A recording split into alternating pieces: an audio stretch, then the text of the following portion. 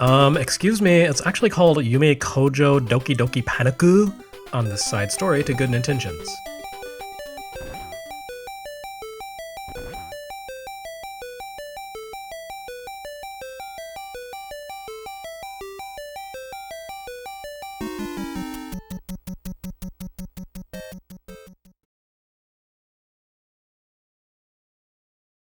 By patron request, let's follow up on Super Mario Bros. With a look at the sequel. Well, kind of. The localization gap between the Famicom and its American counterpart, the NES, worked in the latter's favor when it came to Super Mario Bros., but once that game's sequel arrived, things went south.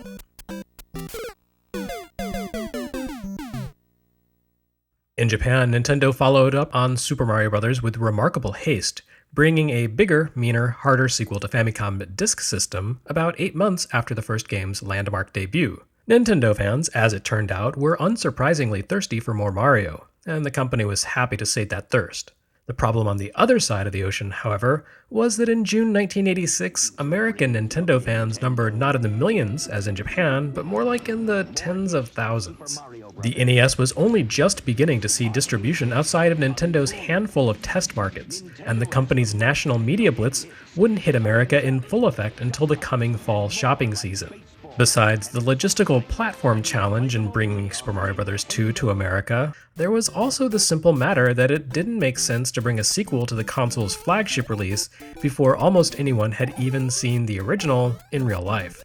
And so Mario began his very different, very fragmented existence in Japan versus America. The NES would finally achieve Famicom-sized success during the 1987 holiday season, but that was 2 years after Super Mario Bros. Debuted, and nearly a year and a half after the sequel had arrived in Japan. It was less than a year before Super Mario Bros. 3 would debut on Famicom.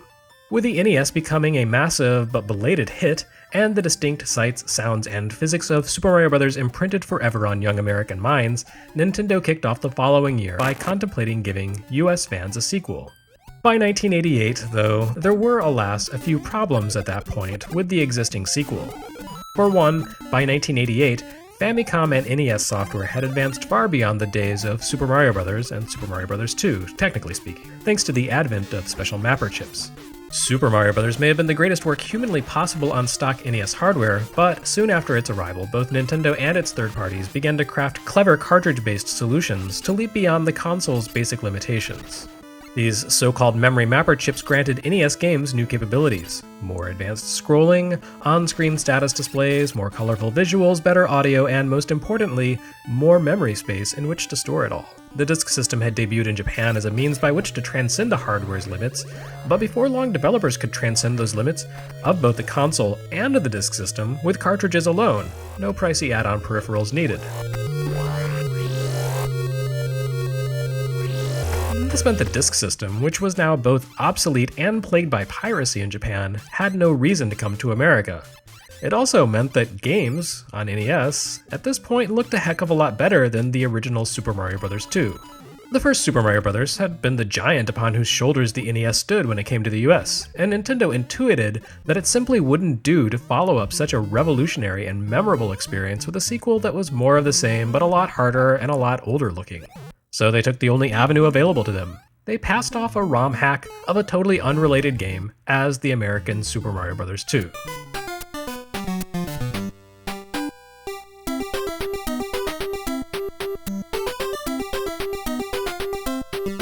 Okay, well, that wasn't the only available avenue by any means. Nintendo had Super Mario Bros. 3 in development for Famicom at the same time and actually released it in Japan before America got its so-called Super Mario Bros. 2, and it truly was a landmark epic worthy of the name. It surely would have been a heck of a lot easier for Nintendo to alter a number on the game's title screen than to rework a completely different game to fit within the Mario scheme. But for whatever reason, the company decided to withhold Mario 3 in the West until 1990. In the meantime, the Super Mario Bros. 2 we received as a stopgap began life as a Disk System platformer called Yume Kōjō Doki Doki Panic, or Dream Factory Heart-Pounding Panic. It was a strange decision, although it definitely worked out for the best. Doki Doki Panic's Mario facelift made for a far more lively and memorable game than the real Super Mario Bros. Would have, and its bootlegged characters would actually do as much to define the Mario universe as any legitimate entry in the series.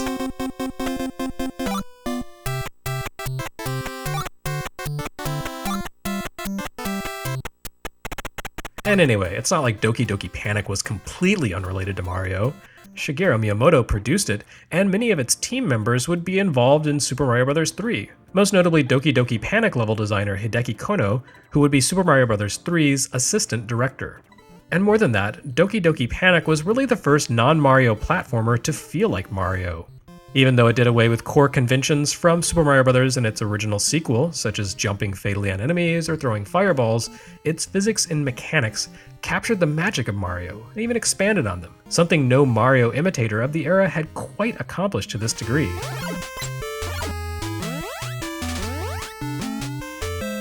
I suspect there was another factor at work in Nintendo's decision to reskin Doki Doki Panic: Popeye.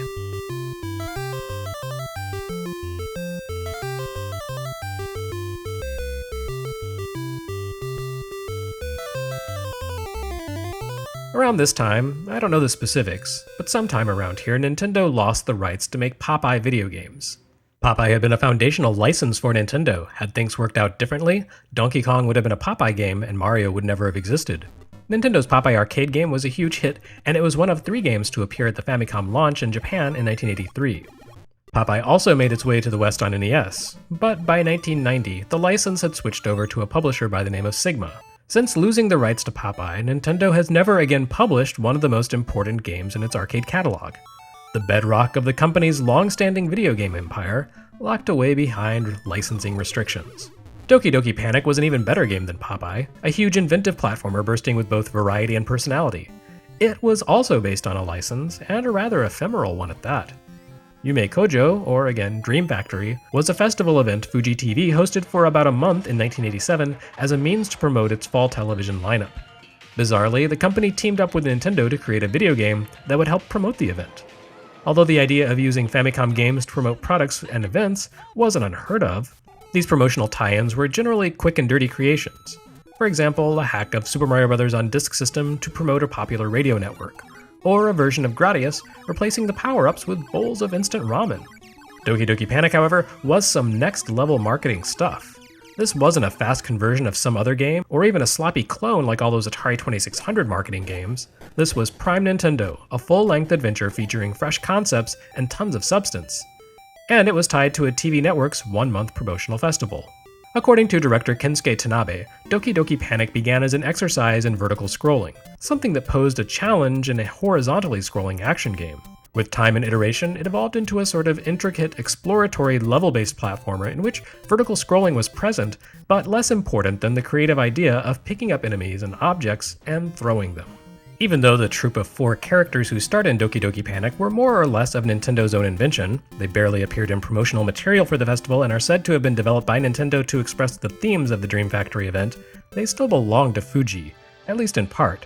But the rest of the game only had the loosest connection to the festival, which had a pan-global style.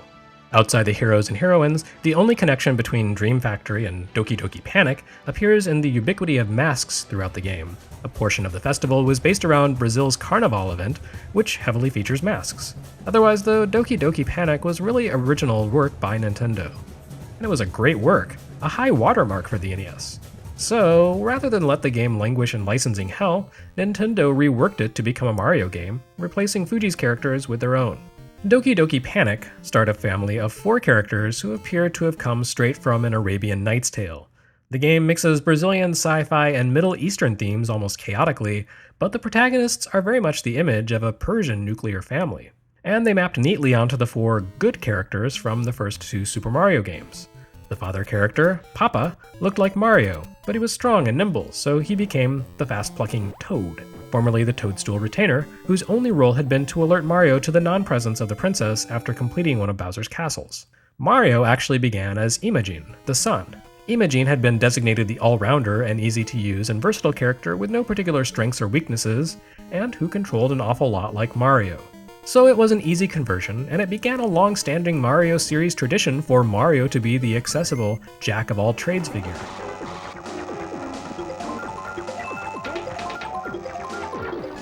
Meanwhile, Imogen's sister, Lena, became Princess Peach. Her ability to sustain a jump into a low hover made perfect sense for the princess, whose billowing skirt could easily be imagined as a sort of parasail to give her extra distance. And finally, Luigi began as Mama, the family's mother. This too had precedent. The Japanese Super Mario Bros. 2 turned Luigi into something more than Mario with a different color palette, giving him a floaty and tricky to control high jump that required careful mastery but gave him the ability to perform tricks impossible for his more famous brother. The particulars of Mama's jump physics changed slightly in the process of turning her into Mario's younger brother, but the parallel was still strong and made perfect sense. And thus began the true expanded Mario pantheon. I have to assume anyone watching this video probably knows Super Mario Bros. 2 USA pretty well, and as such, Doki Doki Panic really isn't that different. Nintendo's conversion process actually changed very little of the underlying game. A few stages saw minor tweaks to increase the difficulty level or prevent unintended exploits, but in terms of structure, content, and enemy or item placement, the two versions are about 99.9% identical. Most of the changes Nintendo made to Doki Doki Panic were subtle. Minor tweaks to make the game look livelier. Enemies and background elements were given more animations, and certain tools were changed up to more closely resemble Mario iconography. The heart that gives Doki Doki characters an extra health point became a mushroom, for example.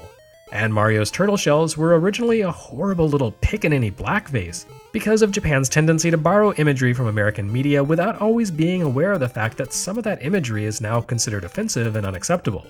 And relatedly, the Mario crew was made to shrink when reduced to a single hit point, something the Doki team doesn't do. And the game's original sound effects, which used the Disk System's expanded sound channel, were changed to be a little more normal.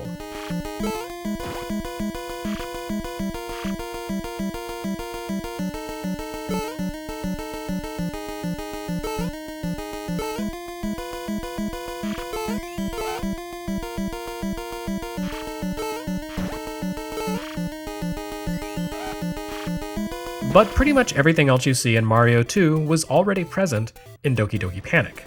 Potions that create doors to the backstage of the world? Present. Ragtime music? Absolutely. Gathering coins to spend in a slot machine at the end of each level? Yep, though Mario had a much fancier casino scene. Plucking and throwing vegetables from the ground, jumping on enemies safely and lifting them from above? All there. Birdo and crystal balls at the end of most stages, with a bigger boss at the end of each main world? All there. Keys to unlock doors and eerie masks that chase you as you transport the keys? Doki Doki had it, although its masks looked pretty bland compared to Mario's Phanto. Riding enemies across gaps, hijacking magic carpets, digging through sand, ducking into mysterious vases, fighting a giant frog at the end of it all. Yes, yes, yes, yes, and finally, yes. Only a handful of the changes made to Doki Doki Panic had a material impact on the game experience. Besides changing Mama's jump physics for Luigi, Nintendo switched up a boss or two, made a few enemies and platform challenges a little harder in the US, and they removed infinite continues. Unlike the American Super Mario Bros. 2, which only allows players to continue twice, which makes hoarding lives in the slot machine bonus games essential, Doki Doki Panic didn't simply allow for infinite continues, it actually allowed players to save their progress. This was the Disk System after all, and Doki Doki Panic made use of the tech by allowing players to tackle the game across multiple sessions. Compare that to the American version, which had to be completed in a single sitting, and which imposed a hard limit on playthrough attempts.